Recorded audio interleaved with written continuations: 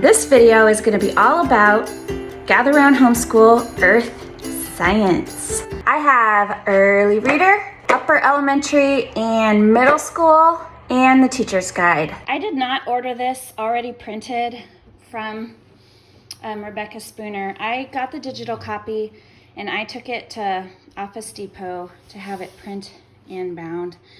It was actually quite pricey to do it that way, so I will probably not be doing that again. But I really wanted these nice color copies, and this is way better quality than what my printer is going to do. But I think next time printing it on my own or ordering it from her is probably going to be just as fine. So this is the teacher's guide. Beautiful illustrations, beautiful. Her little logo here, it's just cute, coffee stain. I love that because I love coffee. A little note from Rebecca, and then what is Gather Round, how she was inspired to create this curriculum, everything that's included in here. Her curriculum is appealing because it's family style. I have a junior higher. I don't know if I'm going to consider him 7th or 8th grade. We'll just see. I guess when it's time for him to graduate, then I'll decide where he actually was. But anyway, we had done classical conversations for the last 4 years, and he was in the challenge program last year, working independently. He really wasn't a part of the rest of our family in our studies, and he really missed that. So we're going to try this year to bring him back in with the family style learning. This curriculum includes the notebooking. It has history, science, some grammar, some social studies, art, Bible, copywork and spelling, writing projects, and some geography. She gives all kinds of suggestions for readers depending on the age of your child. So these are books you could look up and get at your local library or purchase online. Hands-on supplemental field guides. These are ideas for science and just reference type books. BBC documentaries that she suggests, other movie options here. The thing about Gather Round is when you order from them, well, actually I think their app is free no matter if you order from them or not, but she has her own app for for Gather Round, and it also has ideas and chatting with people. There's also a Facebook group you can get ideas from. I went through each lesson and just wrote down each topic for not just science, because she gives you the science main topics in your table of contents, but she doesn't say anywhere in any week what the history topic is, what the geography topic may be. And if I'm planning ahead for whatever it is we're doing, if I want to go to the library maybe and get a video on that history topic, I want to know what week it's in. So I kind of refined my table of contents here. This is like a little planner sheet she gives you at the beginning. I don't really know what else I would do here. This isn't a whole lot of space for planning, but that's what I did. So like week 1 is creation, geology, layers of the earth. And then I wrote down a couple ideas that I already had, a Ken Ham video on creation, and I have an Usborne encyclopedia of science that also talks about geology and layers of the earth that I may do there. Lesson 8, for example, rocks.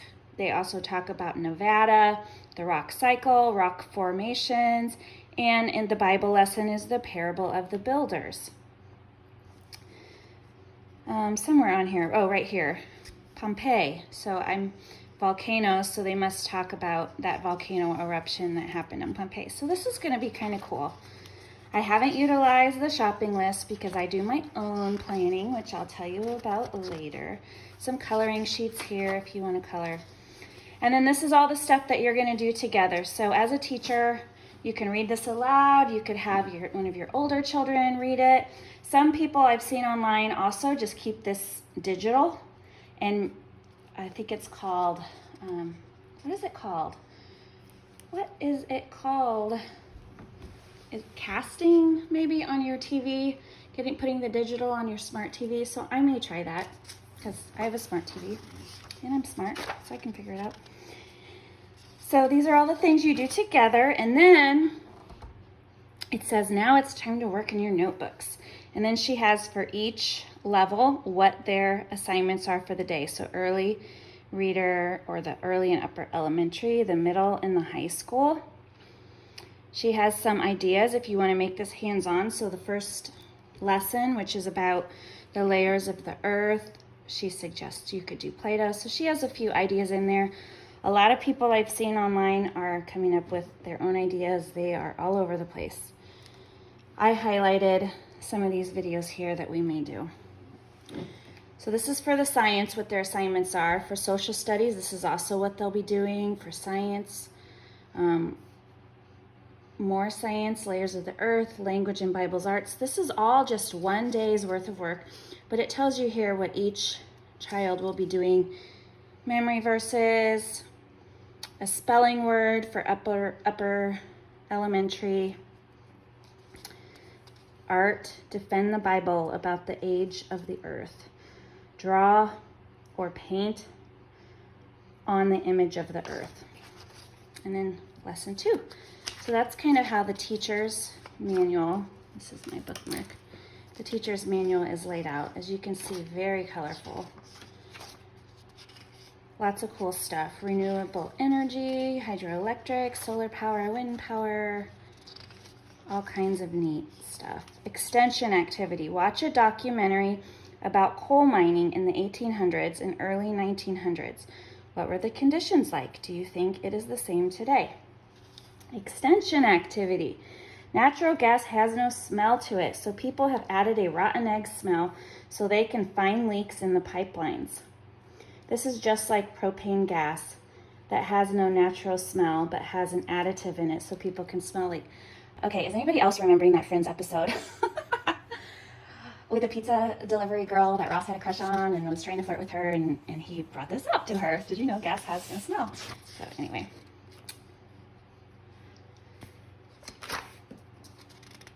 Plate tectonics. I saw an experiment somebody did for that one where with using graham crackers and frosting, I think.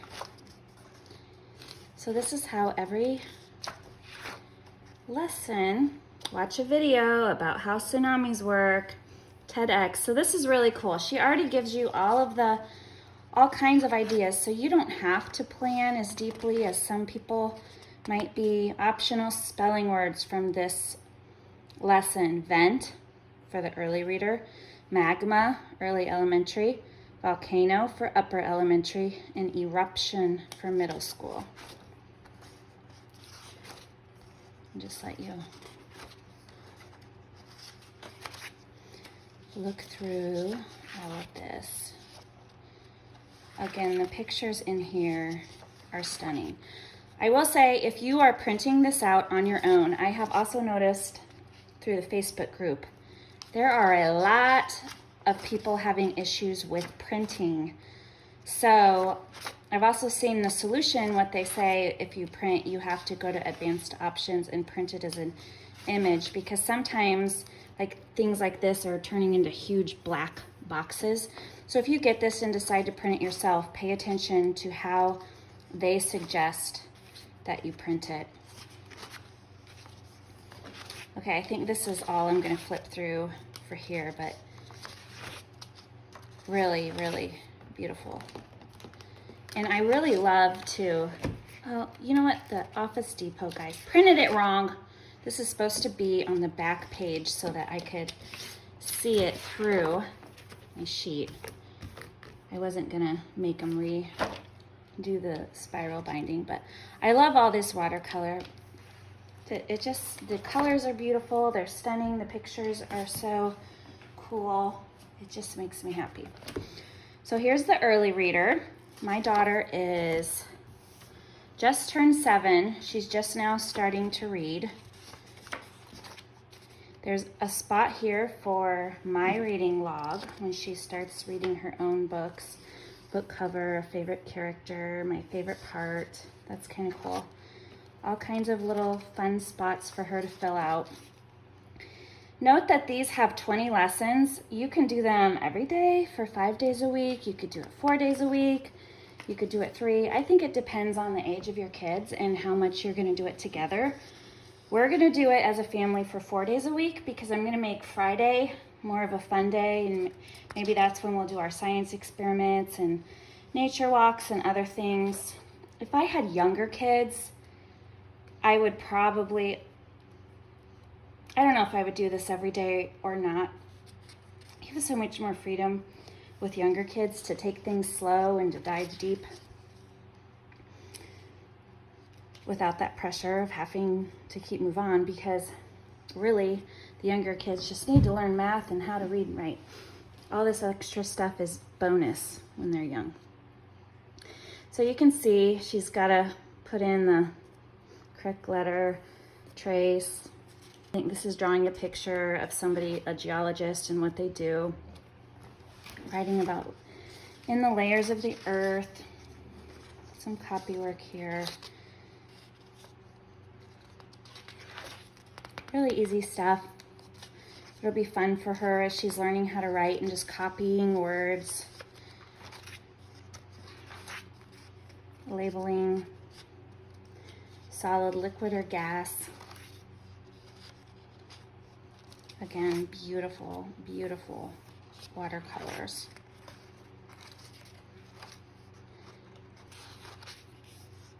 And then in the appendix, there's a science journal, or I guess we're cutting this out, so I shouldn't have cut it bound, but I did.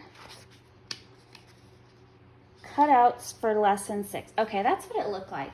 I forgot. So she's gonna cut these out and then glue them on the parts of that picture. I think I paused on the layers of the earth. She's not gonna write those in. She's gonna glue on what the layers of the earth are. That'll be good. It's so important for kids to cut, even as young as age 3 and 4, because it really helps their large motor skills, fine motor skills. Which one is it?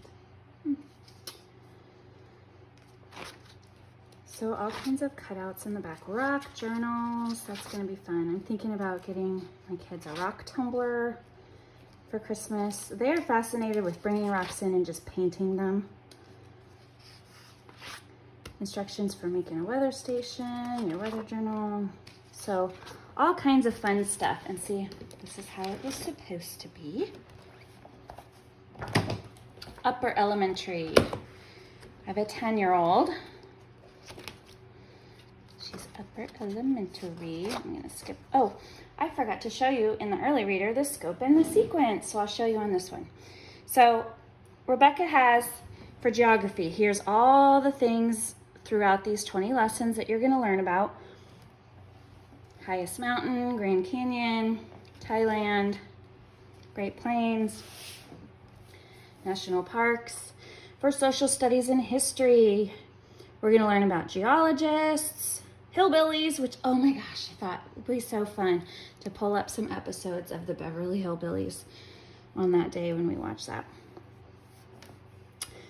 Child labor in the coal mines, Pompeii, the Titanic, Statue of Liberty, Daniel Fahrenheit, Hurricane Katrina. So all kinds of cool stuff. This is like the bonus part of homeschooling, is we get to learn along with our kids things that maybe we don't know. These are all of the science topics that we're going to cover. All kinds of weather, things about rocks, and earth science. Hello. Language arts, dictionary usage, thesaurus usage, synonyms, antonyms, writing your own definition. Here's the spelling words. These might be a little bit hard for my daughter, but we'll try them. Creationist, plateau. Oh my gosh. All of these spelling words. Quartz, rockside, barometer. Writing science sentences, poetry and refrains, copywork, narration, dictation, and then all of the Bible stories that we're going to go over. Creation, parable of the sower, Two builders, parable of the Good Samaritan, parable of the prodigal son. And then for art, there's going to be tracing and coloring. So she will also have a reading log. And then her cutouts, she's going to be writing her own. So my younger daughter would be drawing a picture here. My older daughter will be writing what she's learned about a geologist, copying the memory verse, writing the layers of the earth. There's the word bank. Drawing. My dog, if you can hear that, is barking. There must be a squirrel outside. Okay. Dog is under control. Does it take up space? So this time she's going to be answering questions and deciding if it's a solid, liquid, or a gas. This is something that Rebecca has periodically added. Rabbit trail with me. As a family, do some further research on child labor in the coal mines. What specific tasks were the children expected to do? What were some of the long-lasting effects on the child's health? So, and then further down the rabbit hole. Are there still countries with modern-day child labor laws? So these are if your children are interested in maybe asking questions.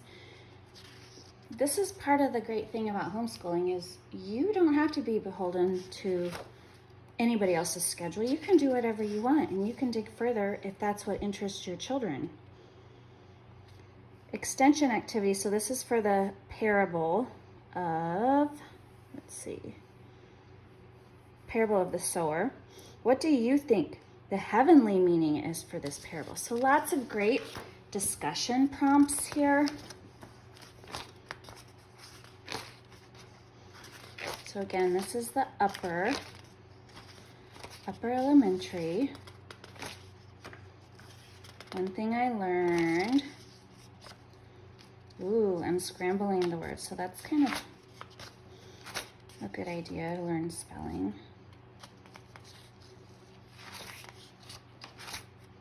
Have I mentioned how beautiful this artwork is? Ooh, look, draw a yak. So there's a yak. So this is a little art project. Draw a yak. Learning how to draw. Okay, so I'm not going to go through every single thing here. I'm going to flip back to the appendix. Same sort of journal that my younger one had. Cutouts to make a wind vane. Science journal. Rock journals. Pages. How to make the weather station. And a vane. How to record your data. So, cool stuff. So we'll be doing all of this stuff together and then their individual notebooks. All right, so here is for my middle schooler. He's gonna have to dig a little bit deeper.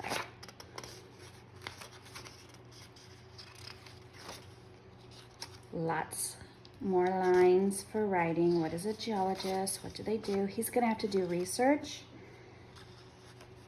Today we learned about the different theories of the age of the earth. What do you believe? Knowing what you believe and why is important in being able to argue your case. So he's going to be doing some research maybe on old earth versus new earth and maybe rate.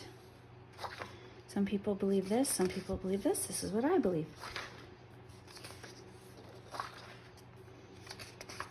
It's so important though not to teach your children what to think, but teach them how to think and process information.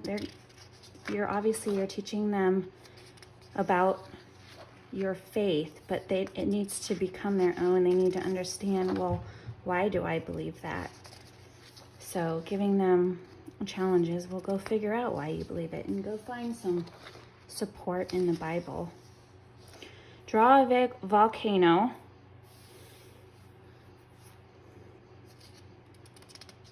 So science experiment completed last week will tell with all your data. Today we're going to begin writing a lab report about doing this experiment. So they're going to learn about lab reports, methods and materials. He's going to explain. Ooh, that's parentheses rules. Continued grammar practice. Now, Rebecca has a little spot at the beginning of this, I think again, beginning of everyone, or maybe just in the beginning of, I guess it's in the beginning of the teacher's guide. It's not in here. Where she says, does she think this is enough? Obviously, she thinks it's enough. She created this curriculum for kindergarten through high school. So she's got some more complex ideas for high schoolers. I personally, I'm not sure. So I'm adding the language arts to each of my children. I used to be an essentials tutor for classical conversations. So I have a pretty firm grasp on grammar and on IEW, writing papers and all that. So I'm going to supplement with that to make sure that my kids are still getting enough grammar practice, just in case, because it is so important in this day and age to be able to communicate and write. So, all right, I'm going to flip to the back. His weather chart, his science rock journal, his science journal. Looks like he might be making his own science journal. Science experiment. So my middle schooler has something a little bit different than the other ones do. They had a science journal. He's actually going to be doing an experiment and probably writing his own, maybe using a notebook for his own journal. Graphing the weather. So that's it, guys.